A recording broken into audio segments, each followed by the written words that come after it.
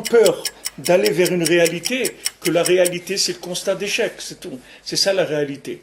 La réalité c'est qu'il a échoué et que s'il veut maintenant s'en sortir, il faut qu'il commence à rentrer dans la foi, dans la construction du rapport avec Hachem. C'est la seule vie qui existe sur Terre. Toutes les autres vies, elles sont complètement à côté. Donc ce principe-là, qui est, dans le monde, il est matérialisé par Esav et par Israël. Et voilà, Yaakov, il lutte, il se bat contre l'ange de Esav. C'est-à-dire Esav, il attaque Yaakov. Et il le tape dans le nerf sciatique, dans le guide anaché. Parce que le guide anaché, c'est l'endroit où il y a la connexion entre le haut et le bas, entre le haut du corps et le bas, c'est-à-dire là où il va y avoir une réalité dans les choses. Et ça, il ne veut pas de réalité. Il veut sa réalité. Et sa réalité, elle est virtuelle, puisque tout le plaisir, tout ça, ça va se terminer. Ça va se terminer, il va aller dans sa tombe, que ça soit dans 1 an, dans 10 ans, dans 20 ans, dans 50 ans, mais il va aller dans sa tombe, il va pourrir, c'est tout. Qu'est-ce que c'est c'est quoi, télé-réalité? C'est quoi cette réalité-là? C'est pas une réalité. Ok, tu as fait des millions, tu as gagné, tu as fait des immeubles, tu as fait des maisons, tu as acheté un yacht, tu as fait du ski nautique, tu as fait de deltaplane, tout ce que tu veux. Ok, maintenant tu finis comment? Tu finis dans un trou mangé par des vers. Mais il n'y a pas une arnaque plus. Et il faut que tu te réveilles, c'est du virtuel tout ça, mon ami. C'est du virtuel, ça se termine. À un moment, ils vont allumer les lumières de la salle du cinéma et tu es obligé de partir. Il n'y a rien à faire, tu ne vas pas rester. Même si le film il était très beau, tu vas partir, c'est tout. Donc maintenant, cherche qu'est-ce que tu es venu faire ici. Parce que si c'est pour ça que tu es venu, c'est dommage. Il y a d'autres choses à faire ici que ça. C'est dommage.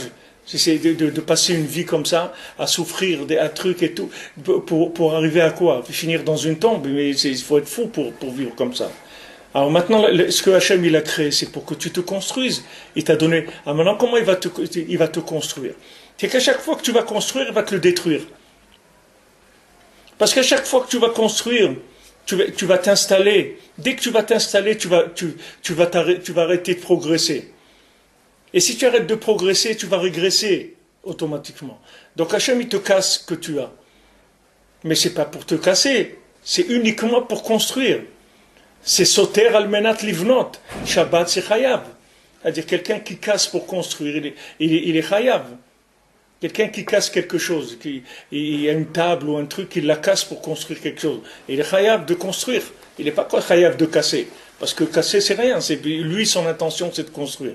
Non, ça c'est pareil. C'est sûr qu'au moment où ça casse, ça fait mal. C'est sûr que ça fait mal. Mais qu'est-ce qui fait mal? Il fait mal, c'est la désillusion qui fait mal. Regarde le désillusionnement des individus, regarde comment ça fait mal. Regarde les gens qui ont été désillusionnés dans leur vie, comment ça fait mal. Que les gens ils sont bloqués après, ils n'ont plus envie de faire quoi que ce soit, ils sont traumatisés, ils n'ont pas envie de faire des choses parce qu'ils ont été désillusionnés. Soit par leur famille, soit par leurs conjoints, soit par leurs enfants, soit par leurs amis, soit tout de leur travail, dans tout. Les gens ils ont été désillusionnés. Mais il faut savoir que Hachem, quand il t'aime, il te casse ton système.